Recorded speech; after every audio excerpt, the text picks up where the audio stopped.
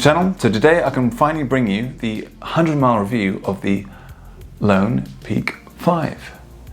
So basically I've now covered over 100 miles in this shoe, and I have to say I'm impressed with lots of different things, and there's a couple of little negatives there, but generally, all in all, I'm extremely pleased with how the shoe is, how it's faring up after 100 miles. And I suppose let's just address the kind of the elephant in the room immediately. The durability aspect.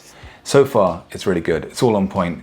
There's no sort of wear and tear up in the upper. The overlays are all still nicely attached to the shoe. Nothing is peeling off or rubbing off. It all seems to be holding in place really nicely. So the durability of the upper, really good. And the outsole, as you can see here, is still looking pretty fresh.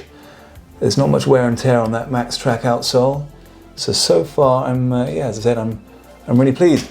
I think the durability for the Lone Peak 5, I'm hoping, is a lot better than the Timp. As if you've seen my previous videos, you would have known that unfortunately I've had issues, and other people have had issues with the Timp's longevity. It doesn't seem to last much longer than about 150 miles, which is a shame because it is a good shoe. But I think they have built this one here. The quality is much higher for some reason. The stitching, the overlays, the bonding, it seems to have all clicked into place really nicely. So durability is holding up so far, and comfort-wise, the Ego midsole is bouncy and is poppy, and its cushion is from day one. So there's another big plus point.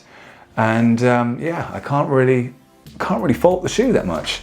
I am finding when I'm going for the trails that have a lot more descent, I'm reaching for a slightly different shoe, or maybe a shoe which has a slightly more heel. So I'm looking at the Speedgoat, for instance, the Hoka Eva Speedgoat. But that's only because my form or my technique or isn't perfect. So I'm basically slamming my heel down a little too much. But I have found when I've hit the heel too much going down hills with this one, and also obviously the King MT2, I'm getting a little bit of pain in my heel. But that's just my fault. I think that's my own form I need to work on. But in regards to this shoe here, it is definitely my go-to for those lovely easy days out on the trails where things are pretty flat and nice and simple.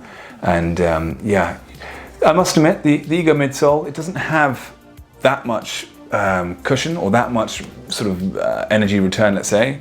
So you do kind of have to put some work in when you do the miles in these shoes. It doesn't do the work for you like some shoes feel like they do. But you have a great, really beautiful sense of the ground underneath you. The ground contact, the ground feel is awesome.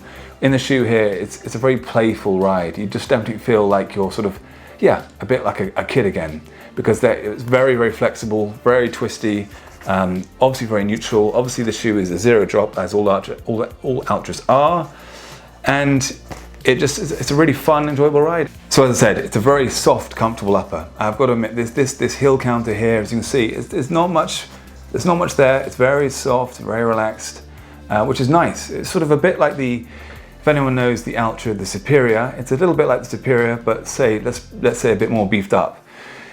There's definitely a nice, soft, comfortable feel on the upper, more so than any other actually. I think, apart from the Superior, I think this is one of the softest uppers. So it's a very soft, comfortable, easy day out ride. But would I use this for racing? Probably no. Would I use this for anything above 50 kilometers? Again, no. That said, I would take this one out every time for the hikes and things, to go out hiking because of that great ground feel. And anything up to about sort of 2, maybe even 3 hours, it can easily cope with. And I'm sure for some people, they could cope for easily well over 100 miles if they had to. But I guess because I'm probably a little bit heavier, about 78, 79 kilos, I sort of tend to enjoy a little bit more cushion under my foot. So especially on the long days out. So that's why I'm leaning towards more the Altra Olympus for the longer runs. But this one here, it definitely fits in my rotation pretty much every other day nearly, because it's such a fun, enjoyable ride. So that's it. So that is it for my 100 mile review.